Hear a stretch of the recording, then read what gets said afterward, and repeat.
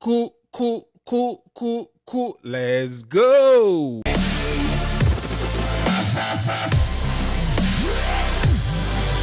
Ebusiafu me chechi obibia. This is One King Multimedia. My name is King Show. This is King's Corner. You can call me the General. A lot has been trending after he was swearing in our president John Dramani Mahama. A lot has been trending, and today we are here to talk about one of the things that all trend ankasa. So if you are ready, I'm ready. Let's go. So one of the things that all trend, after the inauguration is the visit of the Burkina Faso president to Ghana, President Ibrahim Traore. And then one thing you need to know about this, president, and is after the coup now, OC in Burkina Faso, he was, he became the president. He was named as the president to take over Burkina Faso. And he's such a young man, I say, or a very, very young man. Some of us, we preach about, giving the youth the chance to lead in certain positions. I'm not endorsing coup or whatever it is, but what I'm trying to say is he's a young guy.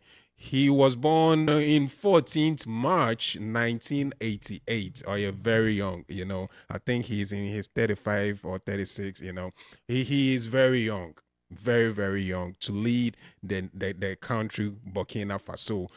Now, the issue, all the trend that we want to talk about today is when he came to Ghana. He was armed when he came to Ghana.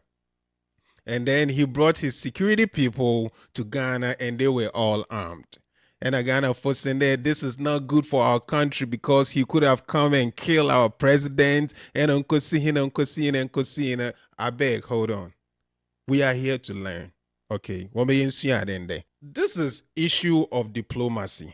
Okay. Anytime a traveling, president or a diplomat is going to another country, there are back and forth. Agreement goes on. I'm going to bring this. No, you can't bring this. There will be a counter offer and all that. So first of all, before we cry for our president, John Dramani Mahama, we don't even know what he put in place.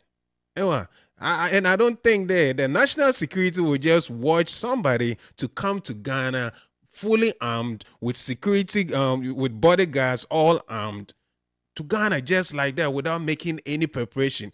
And I'm going to say that some people are also saying that, he breached our security system. But hold on. I don't know, but I don't think he breached our security system on issues like this. I mean, so we are here to tell you guys that no. I don't think he breached our security system. They knew he was coming. They knew he would be armed. They knew the number of people he was bringing. They knew the number of weapons he was bringing in the country. But the agreement between Burkina Faso and Ghana will still remain unknown because on Yada, what about Tugwa? Mind you, the same person, Ibrahim Traore, the president of Burkina Faso, went to Russia, or called Russia, and he was still armed. When that is his signature. He is a military man. So let me ask you this. Is it okay to today you are qualified to carry a gun and you need it and you don't have it, or you have it and you don't need it? Which one? In here and in ewo and in here. Which one would you going for? So he is always being careful. So it's better you have it and you don't need it than you need it and you don't have it. That was his power. That was his signature. That was the weapon. That was the coup. One focal chromotino, so he always has to carry his signature around, and that is the weapon. We're showing a whole lot of ignorance. Radio or other media personalities, they are talking about they breach our security system and this, the propaganda and all that. Please. The guy did not breach our security system, but obviously there were, kind of agreement between Burkina Faso and Ghana. They, okay, you can bring it, but this is what, okay, let's assume maybe one of the terms and condition was the weapon has to be offloaded. You can't carry a loaded weapon. We don't know. There was a contract. Nobody knows, because for intelligence, issues, for security clearance issues, they will not declare it. No, so we can take advantage of him. No, they will not do that. And what if Ghana, so let's put it this way, what if Ghana so had snipers 300 meters, 500 meters away targeting, that president and the bodyguards now? What about that too? So security issues, and then we shouldn't make a propaganda out of it. It was a visit. The person goes around, he carries it on, and that's how we know him. He is still in service, still our captain and our president, because after the coup they put him over there. So visiting Ghana and coming with the bodyguards and then the weapons, and it's not really a big deal. And I don't think that he would have come to Ghana to do any of the things that some of you guys are talking about. I really don't think so. It was a successful event. The handling over was successful.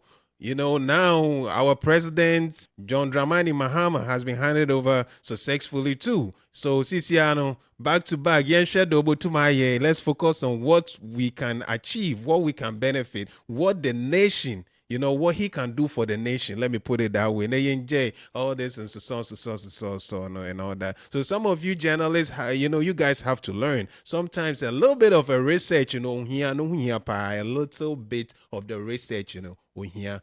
But another kudos to the president of Burkina Faso, when he walked up to the stage, Okochia, vice president and the president and all that, when he was greeting, the vice president, who is a female, a woman, and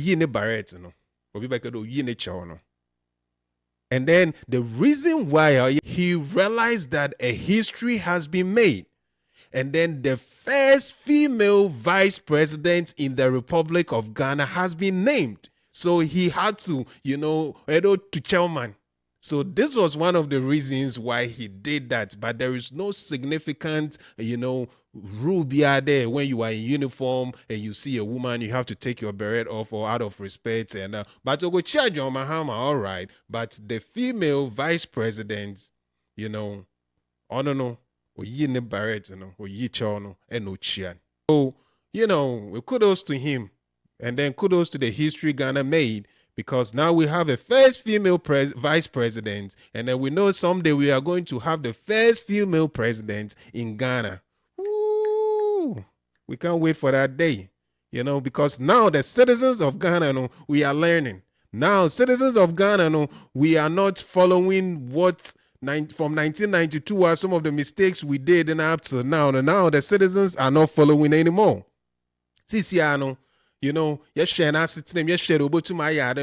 look at in the current affairs but kudos Ghana. I say shout out to Ghana. And young so we can put our politicians on their toes to do the right thing. So wrapping it up, the Burkina Faso president, Captain Ibrahim Traore, came with the fully armed bodyguards, and himself, he was armed. It wasn't because of Obrichi security system. No, I don't think so. And that is not what happened. It was an agreement. They knew he was coming with it, but there is a fine print somewhere about the weapon. Because you can't just carry a weapon to another country without doing anything. There should be a lot of, internal affairs and everything's in national security. Every weapon, if it's not even stolen or whatever, they will have to do a whole lot of checks on that weapons you guys are bringing in the system. And see, he didn't breach our security system. And then maybe Ghana had, plans today that maybe we had snipers, 300 meters, 500 meters away. They were, every step they moved, the snipers were on them to make sure that they don't do anything fishy. So Ghana also maybe had a plan, but all your security issues. So don't let us make a big deal out of this. Okay, let me introduce this to you. So if you have not heard of or used this product, I think you are being left out. Elikechi, okay? This product is called OK Royal Hair Batana Oil. OK Royal Hair Batana Oil. I say, get you some and thank me later. With the growth of your hair, how healthy your hair will be, dandruff, hey, I say 100% organic. Batana ne yabe. So if you haven't tried this, just look for it. The numbers will be on the screen. Just grab one and then use and thank me later. Okay, Royal Hair Batana Oil.